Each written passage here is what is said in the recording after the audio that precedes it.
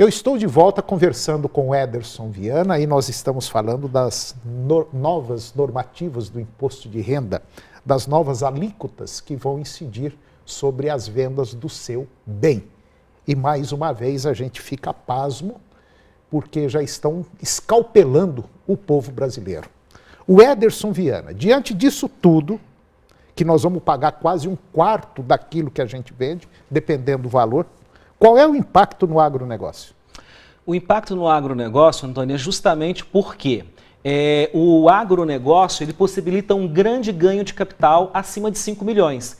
É o maior setor agropecuário onde, além de negócios envolverem cifras muito importantes, os valores de aquisição informados nas declarações de imposto de renda costumam ser muito baixos, justamente porque é uma fazenda, uma propriedade rural que ela foi adquirida há muitos anos, ou que às vezes eu ganhei essa fazenda do meu pai, ou isso veio de um inventário, né, no sentido de que o custo de aquisição desse imóvel, dessa propriedade rural, ele sempre vai ser muito baixo. Hoje eu tenho no escritório, por exemplo, grandes propriedades que têm custo de aquisição aproximadamente, aí, por exemplo, de R$1 milhão, enquanto, na verdade, o valor hoje venal de uma fazenda dessa, ela ultrapassa 30 milhões de reais. Então, isso significa que no momento de uma venda em que eu tenho um valor de mercado de 30 milhões e um custo de aquisição declarado na minha declaração de imposto de renda de 1 milhão, significa que eu tenho um ganho de capital de 29 milhões. Resumindo, eu vou pagar em cima dos 29 e cortar minhas pernas. Exatamente. Então, ou seja, hoje o agronegócio, com essa mudança, é quem tem o maior impacto. Me dá um exemplo.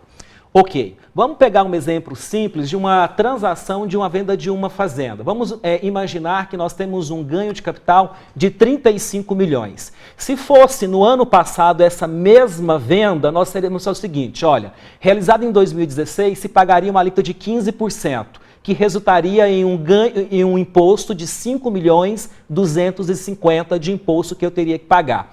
Hoje, em 2017, com a nova lei, a alíquota vigente passa a ter um ganho de 22,5%, ou seja, eu deixo de pagar 15% e passo a pagar 22,5%. O valor que eu teria que desembolsar hoje, em 2017, seria de 7.875.000. Então, ou seja, eu teria mais de 2,5 milhões de reais a mais de imposto em relação ao ano de 2016. E agora?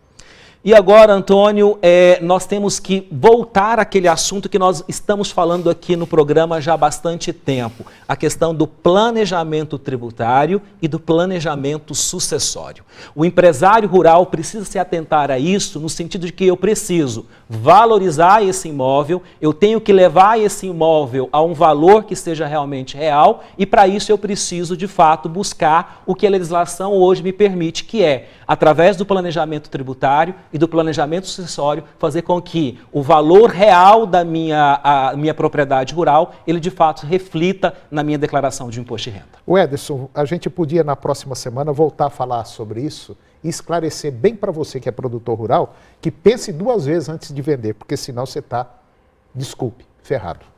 O Ederson Viana, mais uma vez, muito obrigado pela sua participação no nosso programa e até o próximo. Obrigado Antônio, um grande abraço aos nossos telespectadores. E o programa de hoje chegou ao fim e eu termino com a seguinte mensagem. A prisão não são as grades e a liberdade não é a rua. Existem homens presos na rua e livres na prisão. É uma questão só de consciência. Um grande abraço, um bom dia e até o próximo programa.